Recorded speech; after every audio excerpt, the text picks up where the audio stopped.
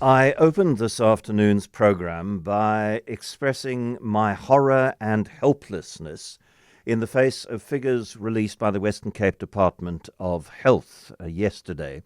Between the 1st of January and the 12th of June, that's under 5.5 months, public health facilities across the province attended to 333 children with firearm-related injuries. Of that number of 333, 58 died as a result of their injuries. So these are children who are caught in the crossfire, to use the journalist's cliche. And we're joined now by a researcher at the Global Initiative Against Transnational Crime, Jenni Qhobosheane. Jenni, good afternoon. Afternoon. It's a philosophical question or statement, but how can we as a society tolerate these kinds of statistics? More than tolerate, accept and move on without a second backward glance? No, I think it's absolutely unacceptably, those figures are unacceptably high. And I think they've been going up over a period of time. So what do we do to stop it? And here, you get into that, the causes of gangs and gang warfare are multiple causes. It's a whole of society approach that needs to, and all of the stuff that analysts and officials have been saying for years, and things only get worse. Well, that's true. Gang wars in the Western Cape have been going on for years and years and years. But we are seeing the homicide rates, the number of people injured in crossfire, increasing dramatically, and there's a reason for that.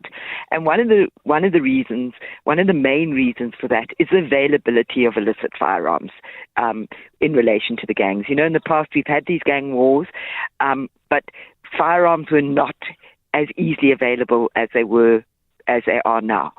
Back then, the gang leader would control who accessed firearms. They would hand out firearms when there was something going on, and they would bring them back. Now every gang member has access to a firearm.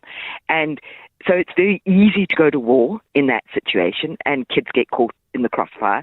And also, gang members themselves can also take their own initiative to go on a revenge attack or whatever else.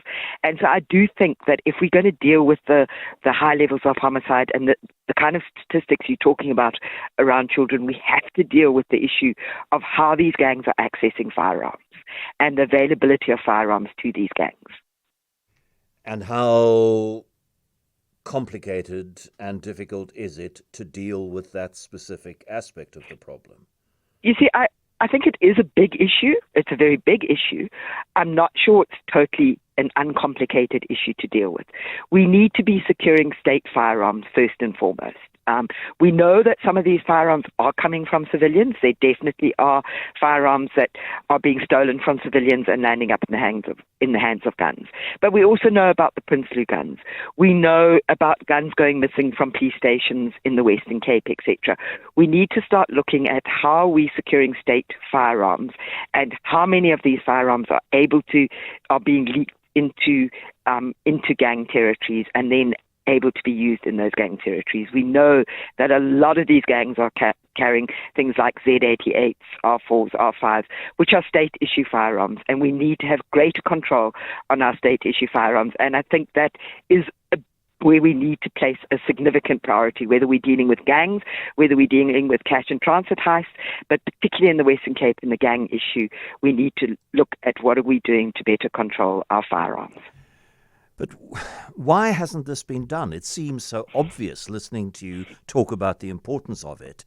And I think it's a logical question. If this is so necessary, why has it not been done? Why is it not being done?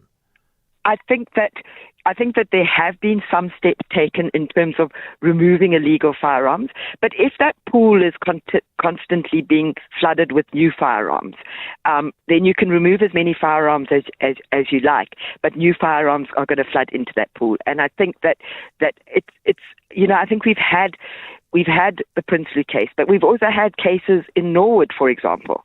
The very same police station where some gangs from the Western Cape were travelling to access firearm licences, where we've had firearms go missing on at least 2 occasions and nothing being done about it, very little being done about it. So I think that we need to acknowledge that there are firearms leaking, the first thing is it's a bit like being an alcoholic. If you don't acknowledge the problem, you can't deal with the problem.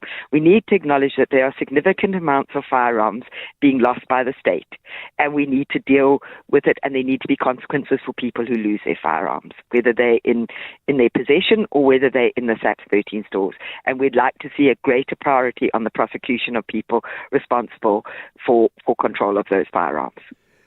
Does SAPS kind of turn a blind eye to the problem, say that people like you are exaggerating it? What is their response to what you're talking about? I think that SAPS have had a major focus on their visible policing, on trying to remove firearms.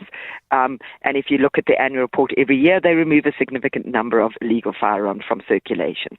But we need to understand where are those firearms coming from and what consequences are there for people who are losing their firearms, be they state, be they civilian, be they whoever.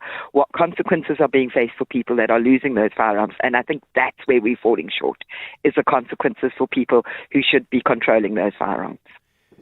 Jenni, thank you very much. Jenni Qhobosheane is a researcher at the Global Initiative Against Transnational Crime.